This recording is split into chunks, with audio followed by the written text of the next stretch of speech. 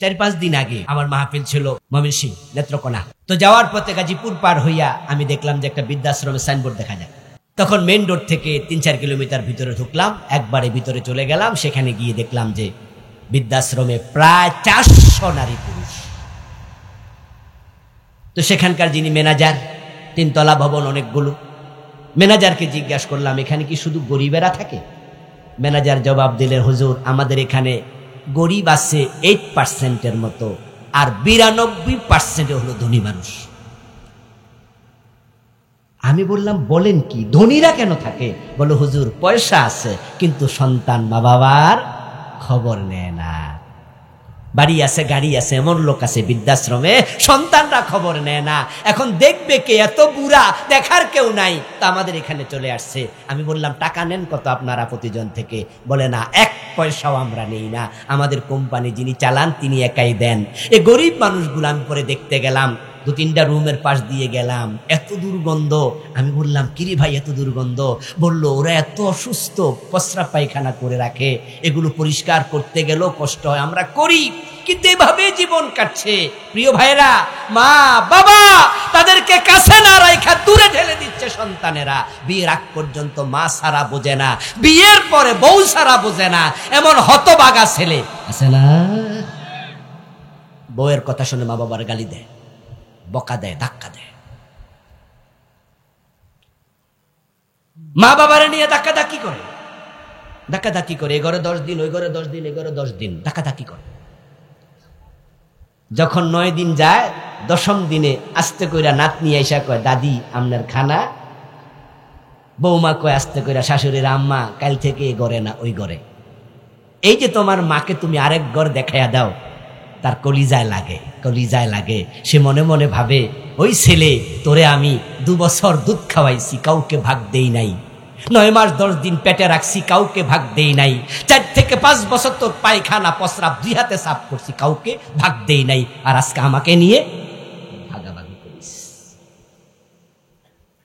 তাহলে কি ভাইয়েরা ভাগ করে খাওয়াবে না? হ্যাঁ খাওয়াবে। আপনার ভাই, আপনার ভাই আছে, আপনার বোন আছে, তারাও তার খেদমত করবে। এই জন্য 10 দিন 20 দিন ভাগ হতেই পারে। কিন্তু আপনাকে আমি বলবো, আপনি বলবেন যে না আমার ঘরে কোনো ভাগ নাই, আল্লাহর 30 দিন আমার দরজা খোলা। আপনি কোনোদিন আপনার মাকে, আপনার বাবাকে বলবেন না যে টাইম শেষ। আপনার বউকে, আপনার সন্তানদেরকে বলে রাখবেন, তোমরা যেমন আমার ঘরে সব সময় খাও, আপনার স্ত্রী যেমন অন্যের কাছে যায় না, আপনার মাও বাবাও কারো কাছে যাবে না, এখানে থাকবে, এখানে। হ্যাঁ তারা যদি অন্য ঘরে খেতে চায় এটা তাদের ইচ্ছা, কিন্তু আপনি কখনো বাগাবাগি করবেন না। মা বাবাকে নিয়ে ঠেলাঠেলি হবে না, বরং টানাটানি হবে। আপনারা 4 ভাই একই কথা বলবে তাদের বউকে যে আমার ঘরেই খাবে 30 দিন।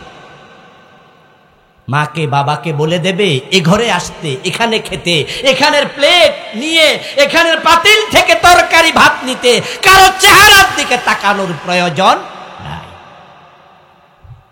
বাবাকে এটা বলে দেবেন, মাকে এটা বলে দেবেন। নবীজির কাছে এক সাহাবী গেলেন, ইয়া রাসূলুল্লাহ ইন্নালি মালান ওয়া ওয়ালাদান ওয়া ইন্না আবি ইউরিদু আন ইয়াহতাজা ইলা মালি। হুজুর আমার বাবা আছে, সন্তান আছে, টাকা পয়সাও আছে, তবে আমার আব্বার একটা অভ্যাস আছে, উনি আমার কাছে শুধু টাকা চায়, এই টাকা দে, টাকা দে, টাকা দে। হুজুর আমি আপনার কাছে জানতে আসছি আমার বাবাকে আমি কত টাকা দিলে হক আদায় হবে? রাসূলুল্লাহ জবাব দেন, আনতা ওয়া মালুকা লিআবিক। ও আল্লাহর বান্দা, তুমি আমার কাছে আসছো, তোমার বাবাকে কয় টাকা দিবা প্রশ্ন করছো, জানতে আসছো। আমি জবাব দিলাম তুমি এবং তোমার মাল সবটার মালিক তোমার বাবা।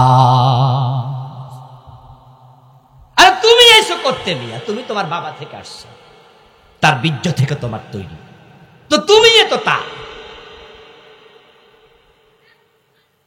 মা এবং বাবা 2জন মানুষের খেদমত করে কোনোদিন ভাববেন না মনে মনে যে আমি মনে খেদমত করে ফেলছি। না, গায়ের চামড়া দিয়ে জুতা সিলাইয়া দিল, হক আদায় কোনো দিন হবে না, অসম্ভব।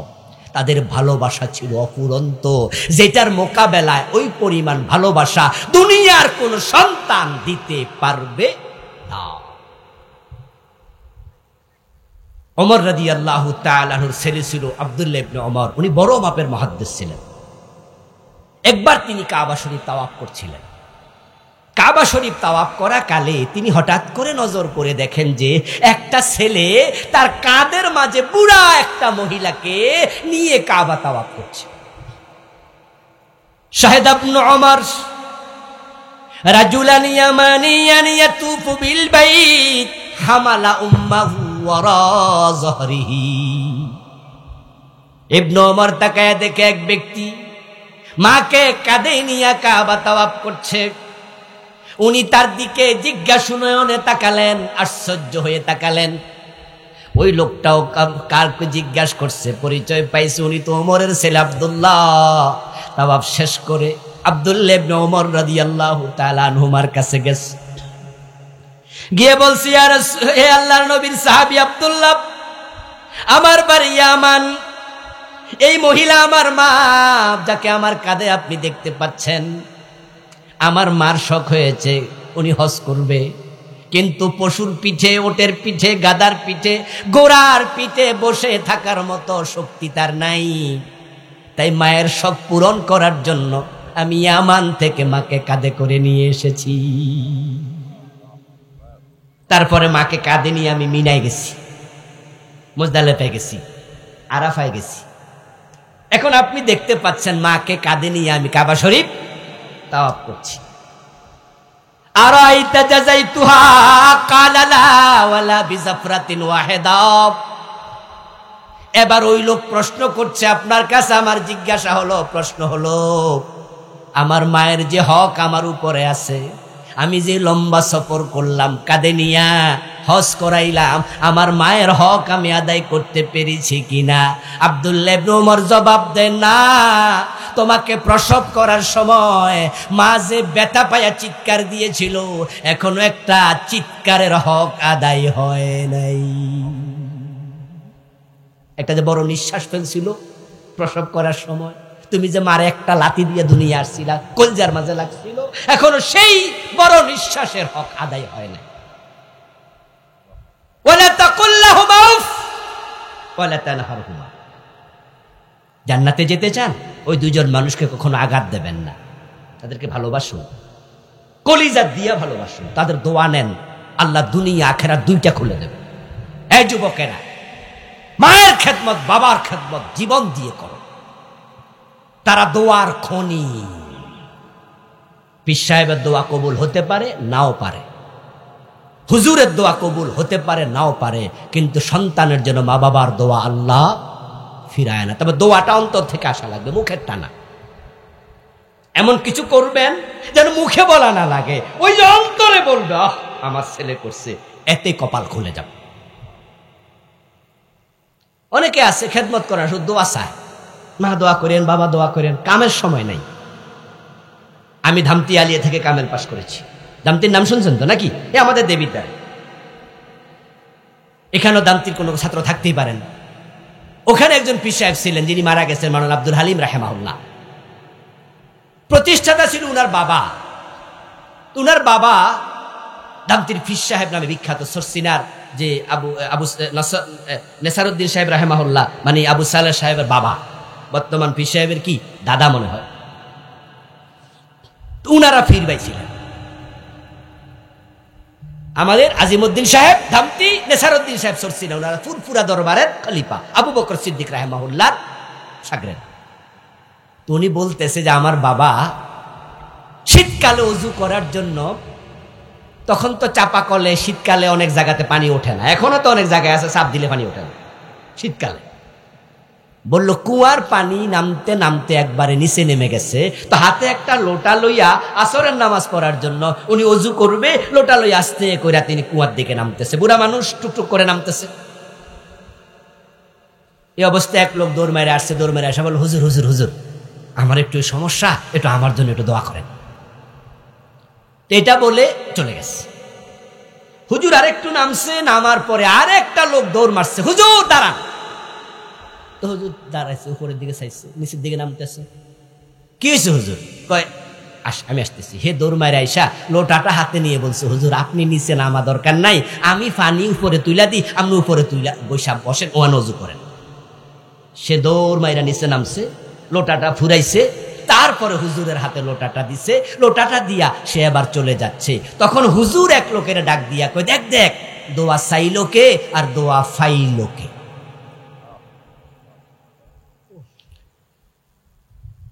ও বেটা আমার হাতে লোটা দেখছে, সে শুধু দোয়া চাইয়া চলে গেছে, লোটা ভরে দেয় নাই। আর এই লোকটা কিন্তু দোয়া চায় নাই, শুধু লোটাটা ভরে দিছে, দোয়া চাওয়া লাগে না, আমি এর জন্য দোয়া এমনি করে দিচ্ছি। মায়ের সাথে বাবার সাথে এমন আচরণ করবেন, তারা যেন আপনার আচরণে খুশি হইয়া দোয়া না চাইলেও করে, কপাল খুলে যাবে। নবীজি সাল্লাল্লাহু আলাইহি ওয়াসাল্লাম বলছেন, রিদার রাব ফি রিদাল ওয়ালিদাইন ওয়া সাখাতুর রাব্বি ফি সাখাতিল ওয়ালিদাইন। তুমি আল্লাহকে খুশি করার জন্য মসজিদে গেছো ফজরের টাইমে, শোনো, আল্লাহ ততক্ষণ পর্যন্ত খুশি হবে না যতক্ষণ তোমার মা বাবা তোমার উপর খুশি না হয়। আরে ফজরের টাইমে শীতের মাঝে ওযু করে মসজিদে কেন গেছেন? জান্নাত পাওয়ার জন্য। মসজিদে জান্নাত নাই। 5 লাখ টাকা খরচ করে মক্কায় গেছেন কেন? জান্নাত পাওয়ার জন্য। মক্কায় জান্নাত নাই। আল জান্নাতু তাহতা আকদামিল উম্মাহাত, জান্নাত আছে তোমার মায়ের পায়ের নিচে। ওই মসজিদে জান্নাত নাই, মসজিদে যেতে হবে, কিন্তু জান্নাত কোথায়? মায়ের। আল্লাহকে সিজদা করতে করতে কপাল কালো করে ফেলবা, কিন্তু আল্লাহ আগে তাকায়া দেখবে তোমার উপর তোমার মা বাবা খুশি কিনাও। লাকসাম বাজারে গেলে দেখবেন 5 তলা 7 তলা বিল্ডিং আছে। বোকা মানুষ মনে করে এখানে 1 2 3 4 5 তলা দেখা যায়, এটাই হলো বিল্ডিং এর একমাত্র সীমানা।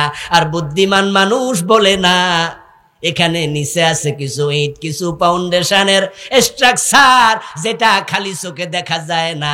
সুতরাং সীমানাও ততটুকু, 5 তলা নয়, নিচেরটাও আছে। তবে উপরেরটা যদি নিচেরটা না থাকতো তাহলে দাঁড়ায়া থাকতো না।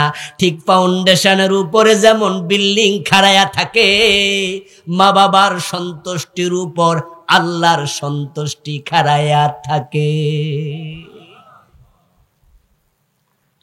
এই দুইজন যদি নারাজ হয়ে যায়, আপনি 100 বার হজ করলো, আল্লাহ খুশি হবেন। This is very sensitive point, very very sensitive, খুবই স্পর্শকাতর। আর এই দুইজনকে যদি খুশি করে ফেলতে পারেন, তাহলে আপনারে কেমনে জান্নাত দেয়া লাগে এটা আল্লাহ নিজে ব্যবস্থা করে দেবেন। তিনি এত খুশি হয়ে যায়, তিনি আপনার জন্য পথ বের করে দেবেন। নবীজি মেরাজের রাতে জান্নাতে ঢুকেছেন। জান্নাতে ঢুকে দেখেন আল্লাহর এক বান্দা জান্নাতে কোরআন তেলাওয়াত করছে। রাসূলুল্লাহ তার কোরআন তেলাওয়াত শুনে থমকে দাঁড়ালেন, ভাবলেন যদি সে ইহুদি হতো তাওরাত পড়তো, যদি সে খ্রিস্টান হতো তাহলে ইনজিল পড়তো, কিন্তু সে কোরআন তেলাওয়াত করছে, তাহলে ডেফিনেটলি সে আমার উম্মত। قال رسول الله صلى الله عليه وسلم دخلت الجنة وسمعت فيها القرآن। আমি জান্নাতে ঢুকে কোরআন তেলাওয়াত শুনলাম, তখন জিবরিল আমার পাশে দাঁড়ানো। ওই লোকটাকে আমি চিনি না, দূরে আওয়াজ শুনতে পাচ্ছি। জিবরিলকে প্রশ্ন করলাম, ইয়া জিবরিল মান হুয়া, ও জিবরিল এই লোকটাকে, কি তার পরিচয়? জান্নাতও পেল, জান্নাতে কোরআন তেলাওয়াতের অনুমতিও পেল, এই লোকটা কি আমল করেছে, কি তার পরিচয় বলো। জিবরিল আমিন বললেন, হুয়া হারেসা ইবনে নুমান। রাসূল তাকে চিনেন নাই বুঝি? এটা আপনার সাহাবী হযরত হারেসা, অথচ হারেসা তখনও মরে নাই। হারেসা বিন নুমান মারা গেছে আমির মুয়াবিয়ার যুগে, কেউ কেউ বলছে না হযরত ওমরের খেলাফত কালে। হারেসা তখনও দুনিয়া, রাসূল দেখে জান্নাতে কোরআন তেলাওয়াত করছে। নবীজি সাল্লাল্লাহু আলাইহি ওয়াসাল্লাম ফিরে আসলেন, হারেসা বিন নুমানকে ডাকলেন, ও হারেসা, তুমি গোপনে গোপনে এমন কি আমল করো? আমি তোমাকে জান্নাতে কোরআন তেলাওয়াত করতে দেখে এসেছি। হারেসা বিন নুমান বলেন, ইয়া রাসূলুল্লাহ, আপনি যা করতে বলেন তাই তো করি। 10 জনে যে আমল করে আমিও সে আমল করি। তবে হুজুর আমার একটা ভিন্ন আমল আছে যেটা সবার নাই, সেটা হলো আমার একজন বুড়া মা আছে যিনি নিজ হাতে খাইতে পারে না, আমি তাকে নিজে খাওয়াইয়া দেই, খাইয়ে দেই। ইয়া রাসূলুল্লাহ, আমার মা গোসল করতে পারে না, তারে আমি গোসল করে দেই। সাহাবায়ে কেরাম রাসূলুল্লাহ এখানে গল্প করছেন দেখে কয়েকজন আগায় আসলেন।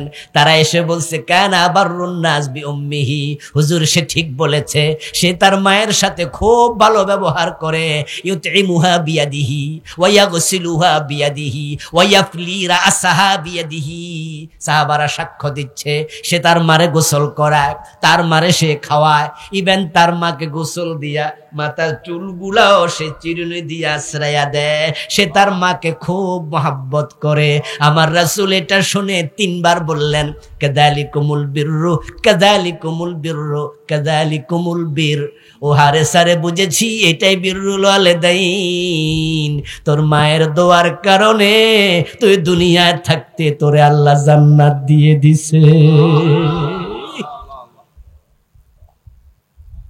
বুঝেছি আমি কেন তুই জান্নাতে কোরআন পড়ার সুযোগ পাইছ। প্রিয় ভাইরা, নবীজি একদিন আলোচনা করছিলেন,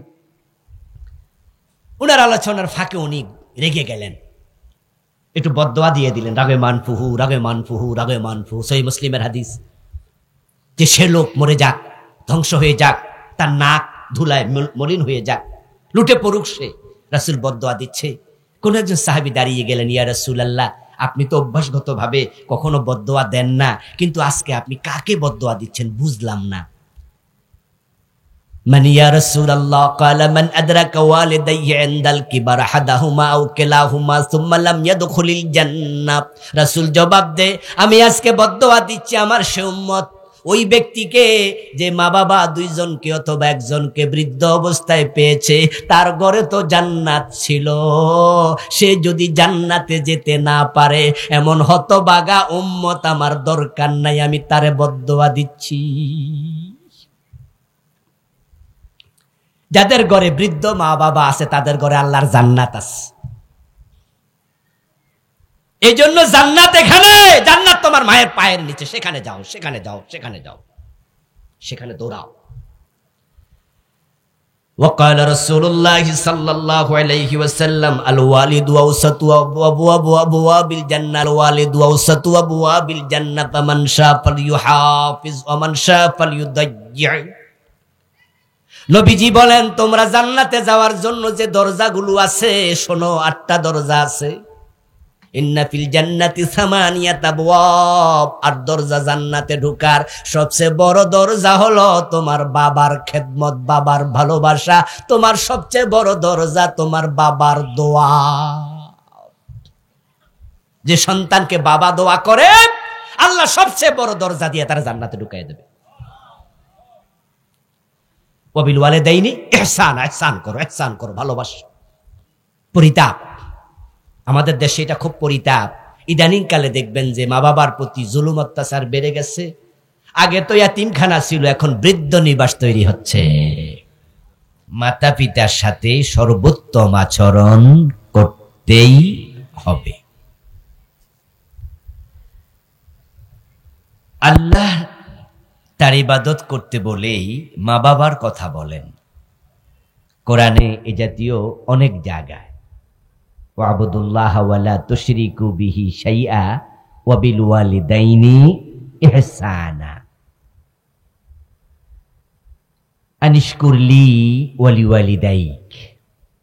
তোমরা আল্লাহর ইবাদত করো, মা বাবার প্রতি ইহসান করো। তোমরা আমি আল্লাহর প্রতি কৃতজ্ঞ হও এবং তোমরা মা বাবার প্রতি কৃতজ্ঞ হও। আল্লাহর পরে মা বাবার আলোচনা কোরআনে অনেক জায়গাতে আল্লাহ তাআলা করেছেন। আমাদেরকে সৃষ্টি করেছেন কে?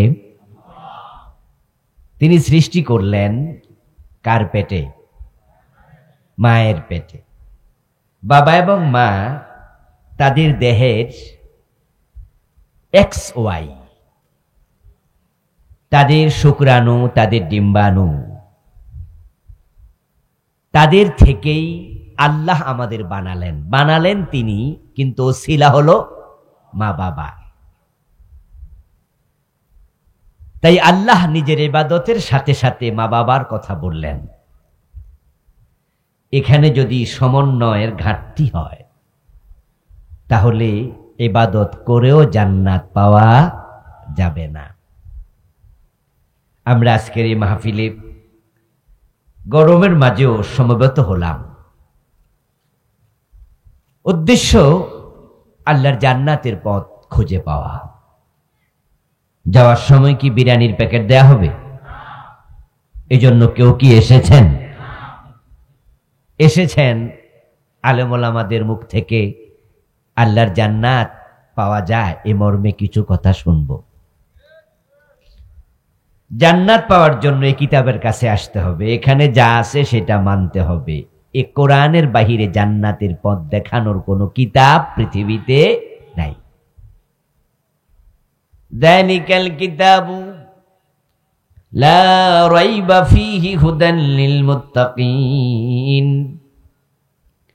এটাই হলো সেই কিতাব যার মাঝে কোনো সন্দেহ নাই, এবং যারাই মুত্তাকি হতে চায় আল্লাহ বলেন আমি এই কিতাবকে তাদের জন্য হেদায়াতকারী বানাইছি। হুদাল লিল মুত্তাকিন আইসাইরিনা ইলাত তাকওয়া। এই কোরআন শুধুমাত্র মুসলমানের কিতাব নাম, এটা শুধু আমাদের জন্য আসে নাই। আল্লাহ বলছেন শাহরু রমাদান আল্লাযী উনজিলা ফীহিল কুরআন হুদাল লিন্নাস। রমাদান মাসে এই কিতাব কোরআন আমি নাজিল করেছি তাম পৃথিবীর সব মানুষের হেদায়াতের জন্য। কিন্তু পৃথিবীর সব মানুষ কোরআন থেকে হেদায়াত পাবে না, কারণ সব মানুষ হেদায়াত নেয়ার জন্য কোরআনের কাছে যাবেও না। কোরআনের মাঝে আগুন লাগাইয়া কোরআন পড়াইছে প্রকাশ্য দিবালোকে রাস্তায় দাঁড়িয়ে ফ্রান্সে এক জালেম, আপনাদের মনে আছে কিনা? তাহলে কোরআন থেকে সবাই হেদায়াত নেয় না, কেউ কেউ আগুনও লাগায়। আমার প্রিয় ভাইয়েরা, কোরআন মাজিদের পাতা ছিঁড়ে তারপর তার উপর নর্তকী নাচাইছে এমন ঘটনাও আছে না নাই? এই কোরআন সকল মানুষকে হেদায়াত দেবে না, যদিও আল্লাহ সকলকে হেদায়াত দেওয়ার মতো ক্ষমতা কোরআনের ভিতরে দিছে, কিন্তু সবাই তো হেদায়াত নিতে রাজি হবে না। আর আল্লাহ তাআলার একটা সুন্নাহ হলো, অভ্যাস হলো, বিধান হলো, আল্লাহ কাউকে জোর করে হেদায়াত দেন না। হেদায়াত পাওয়ার নিয়ম হলো ওয়াল্লাযীনা জাহাদু ফীনা লানাহদিয়ান্নাহুম সুবুলানা। আল্লাহ তাআলা কোরআন মাজিদে বলছেন, যারা আমার পথে চলে, চলতে চায়, হেদায়াত পেতে চায়, আমি আল্লাহ শুধু তাদেরকেই হেদায়াত দেই। এই পৃথিবীতে হেদায়াতের সে দামি কোন নিয়ামত আর নাই। হেদায়াত হচ্ছে সবচেয়ে দামি সম্পদ। এজন্যই আল্লাহ তাআলা নামাজের মাঝে প্রতিদিন 17 বার আমাদেরকে একটি দোয়া করতে শিখিয়েছেন, সেটা হচ্ছে ইহদিনাস সিরাতাল মুস্তাকিম। নামাজের মাঝে আমরা অন্য কোনো দোয়া করি না, নামাজের মাঝে দোয়া আছেই একটা সূরা ফাতিহাতে, সেটা হচ্ছে ইহদিনাস সিরাতাল। আল্লাহ আমাদেরকে হেদায়াত দাও। প্রিয় ভাইয়েরা আমার, হেদায়াত বড় দামি জিনিস। হেদায়াত মানে জান্নাতের পথ। যেই পথে যদি আপনি উঠতে পারেন তাহলে ওই পথ ধরে আপনি জান্নাতে পৌঁছে যাবেন। আর আমরা জানি জান্নাতের মতো দামি কোনো জায়গা নাই।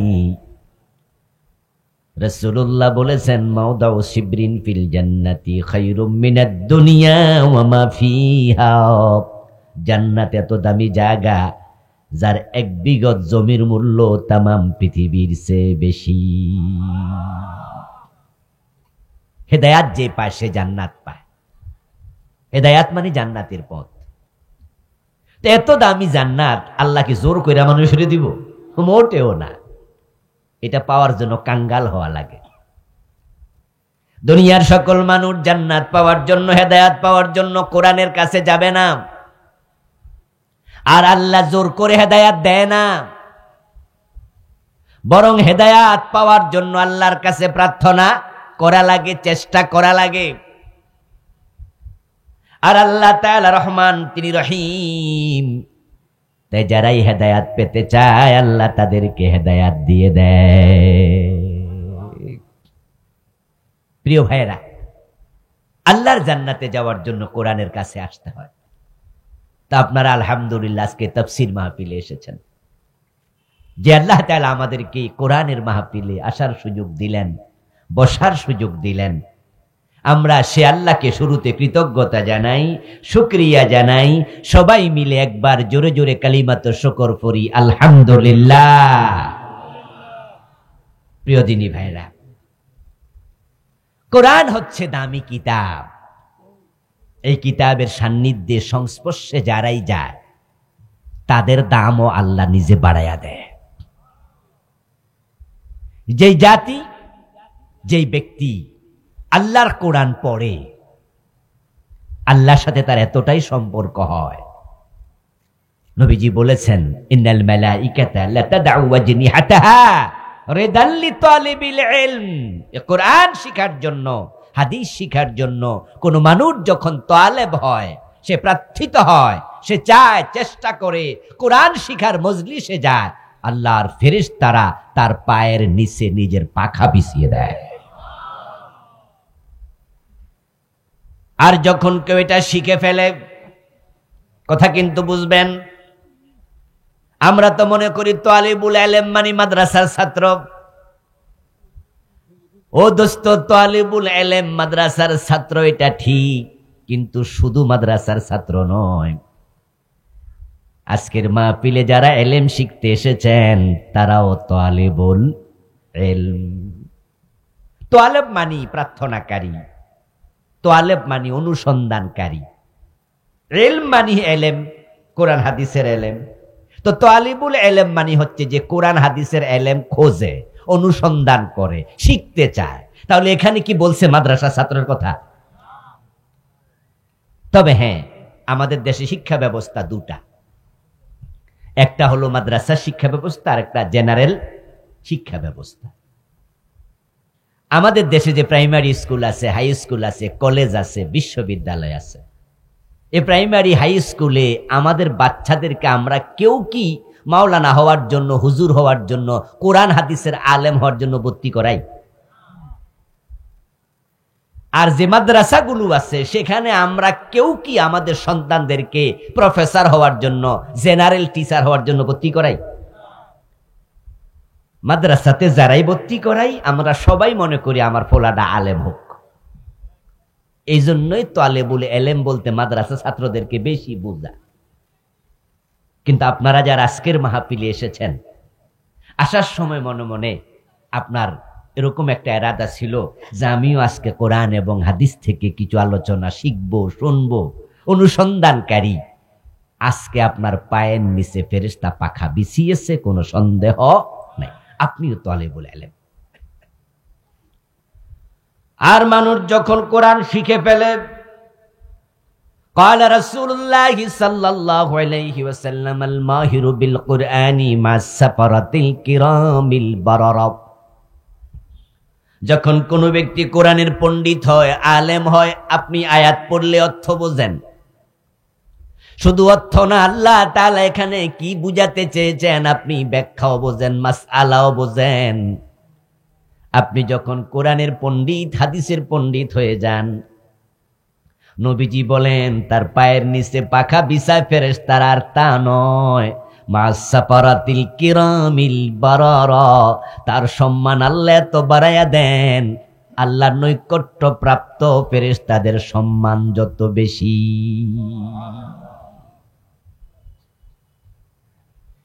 এ কোরআনের আলেম হয়ে যায় আহলুল্লাহ, আহলুল কোরআন, আহলুল্লাহ।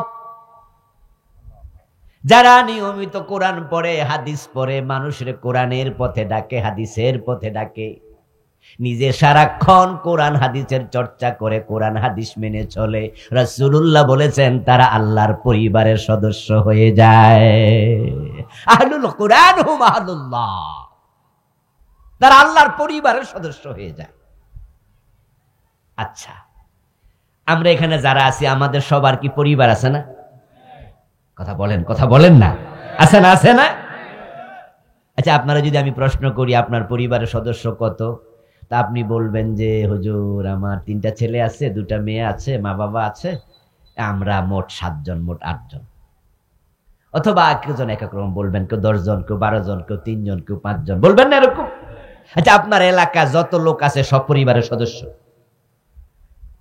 কিরে রাঙ্গলকোটের ভাইয়েরা কথা কি বোঝে না নাকি? ও লাকসাম। আচ্ছা, আপনার এলাকায় যত লোক সবাই পরিবারের সদস্য? আমরা খেয়াল করেন, পরিবারের সদস্য বলতে আমরা বুঝি আমার ছেলে, মেয়ে, ভাই, বোন, বাবা, মা, একবারে নিজের সার্কেল। এবার আপনার সন্তান, আপনার মা, আপনার বাবা, আপনার বোন, আপনার স্ত্রী, তারা যদি কখনো কোনো বিপদে পড়ে, নিজের বিপদ যেমন আপনার ছেলের বিপদও আপনার কাছে মনে হয় তেমন। আপনার কাছে যদি ফোনে খবর যায় যে আপনার ছেলে তো অসুস্থ, হাসপাতালে নিতে হবে, আপনি লাকসাম বাজারে আছেন, আপনি সাথে সাথে বলবেন যে কি সমস্যা, এখনই হাসপাতালে আনো। আর আপনার মাথায় ঢুকবে যে টাকা পয়সা তো পকেটে রাখতে হবে, যদি হাসপাতালে নিলে সিজার লাগে, ডাক্তার যদি বলে যে এখনই অপারেশন লাগবে, আপনার মাথায় হবে তাকে বাঁচানোর জন্য যা করা দরকার, প্রয়োজনে জায়গা জমিন বিক্রি করবেন, ঠিক না? হাওলাত বরাত যা লাগে, যা লাগে। এটা আপনার পরিবারের লোক হওয়ার কারণে। আচ্ছা, এবার বলুন তো, যদি আপনার পাশের গ্রামের কেউ অথবা পাশের বাড়ির কেউ এরকম বিপদে পড়ে, আপনি কি হেরে বাঁচানোর জন্য জমি বেচবেন? এত পাগল হবেন না। দেখেন, পৃথিবীতে মানুষের অভাব নাই, বর্তমানে প্রায় 800 কোটি, কিন্তু সবাইকে আল্লাহ রাসূল আল্লাহর পরিবারের সদস্য বলে নাই। আহলুল কোরআন হুম আহলুল্লাহ, যারা আল্লাহর কোরআন ওয়ালা হয়, কোরআনের দিকে যায়, কোরআনের কাছে যায়, কোরআনে কি আছে, হাদিসে কি আছে, এটা মানার জন্য পাগল পারা থাকে। রাসূল বলেন তারা আল্লাহর পরিবারের সদস্য হয়ে যায়। এই লোকগুলো যখন কোনো বিপদে পড়ে, তাদেরকে বাঁচানোর জন্য আল্লাহ নিজে পাগল পারা হয়ে যায়। নবীজি সাল্লাল্লাহু আলাইহি ওয়াসাল্লাম বলেন, ইন্নাল্লাহা ওয়া মালাইকাতাহু,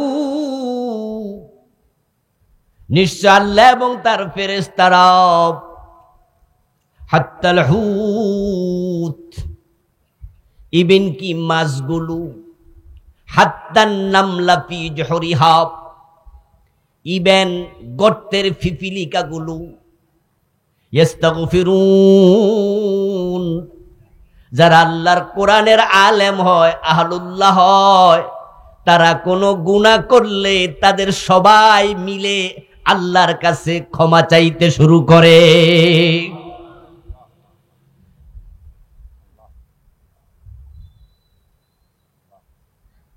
ইউসাল্লুন, তারা সালাত পড়ে, আল্লাহ সালাত পড়ে। আল্লাহর সালাত মানে রহমত নাজিল করা, ফেরেশতার সালাত মানে ইস্তেগফার করা। যারা মানুষকে দিন শিখায়, যারা কোরআনওয়ালা, ইসলামওয়ালা, ইসলাম নিয়ে থাকে, তারাও মানুষ, তাদেরও গুনাহগার হওয়ার সম্ভাবনা থাকে, তাদেরও চোখের খেয়ানত হতে পারে। এখান দিয়ে যদি একটা সুন্দরী মেয়ে লিপস্টিক একবারে সুন্দর করে ঠোঁটে দিয়ে চুলগুলো ছেড়ে সেজে গুজে হেঁটে যায়, তাহলে আপনি যদি তাকান, তাহলে আপনার চোখে তার প্রতি যেমন আকর্ষণ হবে, আমরা যারা মাওলানা সাহেব, আমাদের আকর্ষণ হয় না? কারণ আপনার গায়ের রক্ত মাংস যেমন, মাওলানা সাহেবের রক্ত মাংস হুবহু তেমন, আকর্ষণ উনারও হয়, আপনারও হয়। তা আপনি তাকাইলে গুনাহ হয়, উনি তাকাইলে কি গুনাহ হবে না?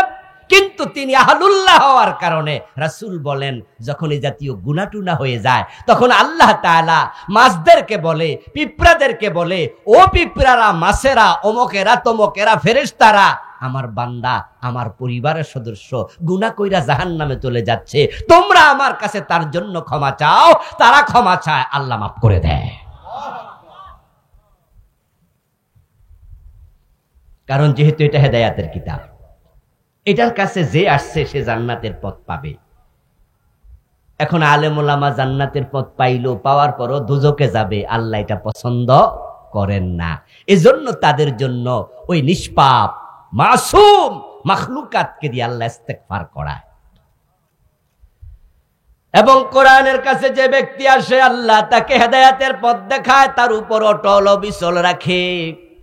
এজন্য তিনি বলছে এটা হুদাল্লিল মুত্তাকিন, এটা যারা মুত্তাকি হতে চায় তাদের জন্য হেদায়াতকারী,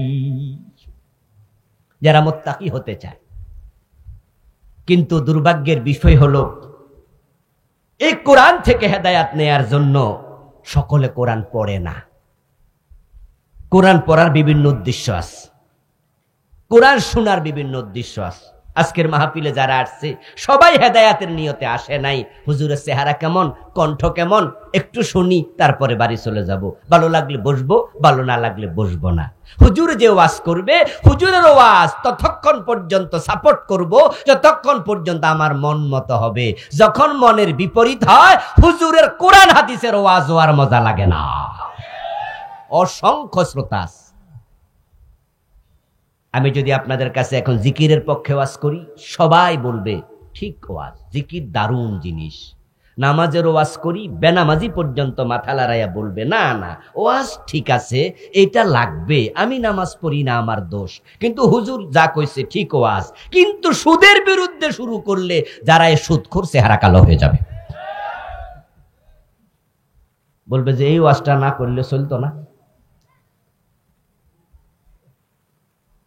যেই মাত্র আমি বলবো যে জমিন যার, আইন চলবে শুধু তার, আল্লাহর কোরআন ছাড়া বাংলাদেশের ডক্টর কামালের সংবিধান দিয়ে দেশ চলতে পারে না, তখনই যারা কোরআনের সংবিধান, কোরআনের আইন মানতে রাজি না, তাদের অন্তর বলবে হুজুর রাজনীতির ওয়াজ করে, এটাই ভালো লাগে না।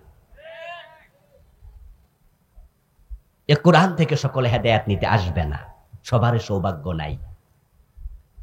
এই জন্য তারা হেদায়েত থেকে বঞ্চিত হবে। আল্লাহর সুন্নাহ হলো, অভ্যাস হলো, আল্লাহ কাউকে জোর করে হেদায়েত দেন না। তো আজকের মাহফিলে আমরা যতক্ষণ কথা শুনবো, কোরআন এবং হাদিসে যা আছে, আলেম ওলামাদের মুখ থেকে যদি দলিল ভিত্তিক কথা হয়, তাহলে নিজের বিরুদ্ধে গেলেও মানতে রাজি থাকবো। এই নিয়তে শোনার তৌফিক আল্লাহ যেন দেয়, বলেন আমিন। তাহলে হেদায়েত মিলে যাবে। তেলাওয়াতকৃত আয়াতে দুটি মেসেজ। এক নাম্বার, ওয়াকাদা রাব্বুকা আল্লা তা'বুদু ইল্লা ইয়্যাহ। ও প্রিয় নবী, আপনার রবের ফয়সালা, এক আল্লাহ ছাড়া কারো ইবাদত করা যাবে না। ইবাদত হবে কার? শুধু আল্লাহ।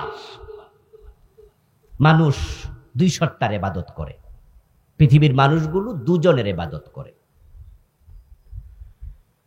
কোরআনে আল্লাহ তাআলা বলছে, আল্লাহ তা'বুদুশ শায়তান, তোমরা শয়তানের ইবাদত করো না।